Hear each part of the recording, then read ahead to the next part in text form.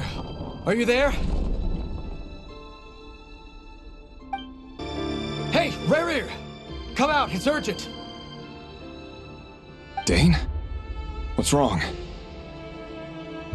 Quick, come with me. I'll explain everything once we've met up with the others. Okay. I'll come.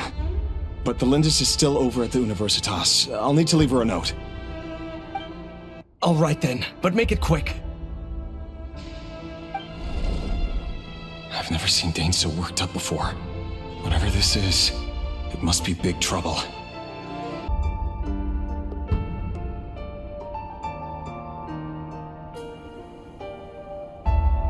Well, this is a nice change, meeting you all at this hour. When men and women of ambition can speak face to face in broad daylight, I say that's a big step forward for our dear Khaenriah. Don't be ridiculous. We do not fear the day. Why would we seek refuge in the night? You might ask your blade that same question. I'm told it prefers the cover of darkness. The word on the street is that Sir Delogi only strikes when he has an unfair advantage. But that is patently false. I see you're missing an arm and a leg. Surely only a fair fight could explain that. If this is your way of offering me replacement limbs, believe me, I'll take them. Oh, we can certainly discuss that. With bioalchemy, anything is possible. Assuming I have your full support in my research. Lunatic. Roptatir, what brings you here? Why, Dainsleif, of course. He invited me. Please, cast aside your apprehensions, Miss Rhine-daughter. Whatever the rumors may say, I am but a humble servant of the king, and I can assure you he affords me no greater convenience than he does you. Well, the Universitas Magistrorum won't stop fawning over you. So at least some of the rumors must be true. You're clearly doing well for yourself, so drop the humble servant act. It endears you to no one.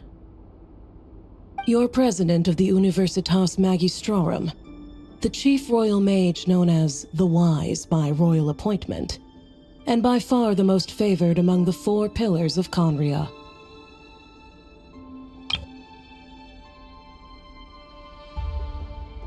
Vice President Veit doesn't even try to hide his envy when he sees you. My success is the product of hard work and good luck. It's as simple as that. Were the king not such an extremist, I hardly think I would have received a senior post at my age. Of course, no job is without its gripes. Serving a king like ours can be a challenging task, as I'm sure you can imagine. And as for Efterveit, in missing out on the presidency, he's dodged a mountain of stress. Like everything else in life, it comes with pros and cons. You're all here. I apologize for the short notice, but it was an emergency.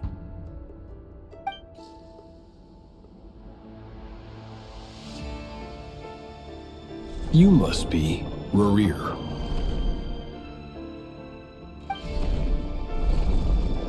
Mr. Sir Delogi. Yes, I handled your case file during your sentencing. Nothing personal, of course. I'm pleasantly surprised that you remember me. You're clearly a person of substance if you've been invited here. But Dainsleif, you'd better have a very good reason for convening this little gathering.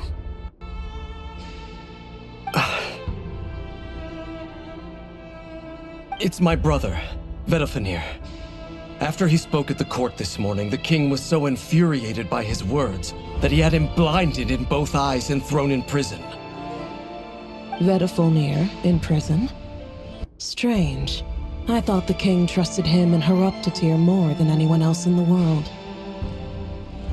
Does this mean the king's circle of trust just got even smaller? It has nothing to do with trust. It's about what the king wants, which is as clear as day to anyone paying attention. I simply appease him, because it's in the best interests of the Universitas Magistrorum.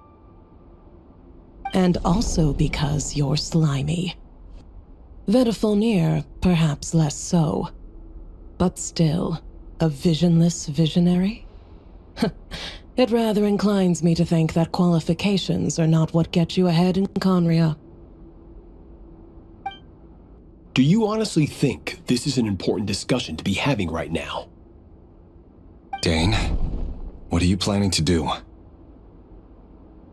Rescue Vedafilnir, I assume. Correct. It will mean storming the palace by force. Tonight.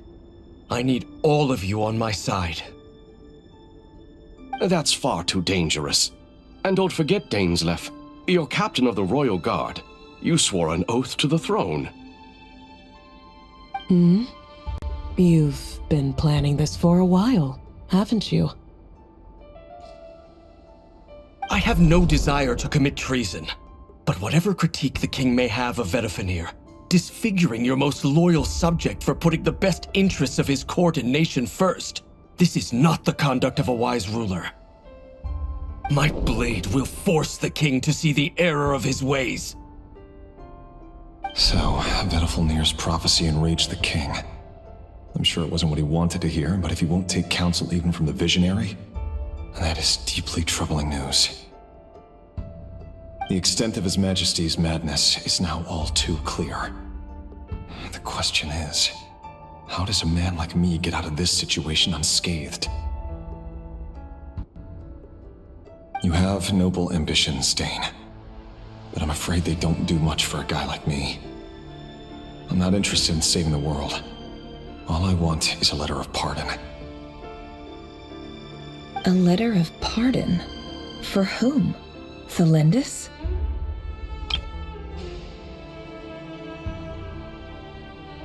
The chances of the Vinster King issuing a pardon for anyone connected to the Crimson Moon seem vanishingly slim.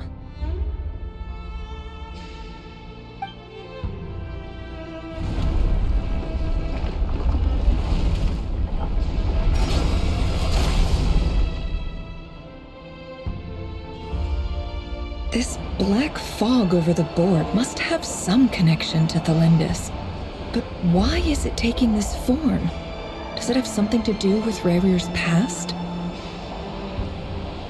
Another mystery I'll need to unravel.